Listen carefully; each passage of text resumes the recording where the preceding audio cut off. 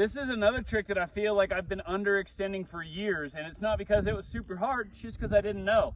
Indy to heel clickers I've always seen Rob Adelberg do with great style, huge, lots of extension, and just recently I noticed that I've kind of been undercutting my Indy to get the heel clicker. So lately I've been working on making sure I really throw that Indy and then go for the heel clickers.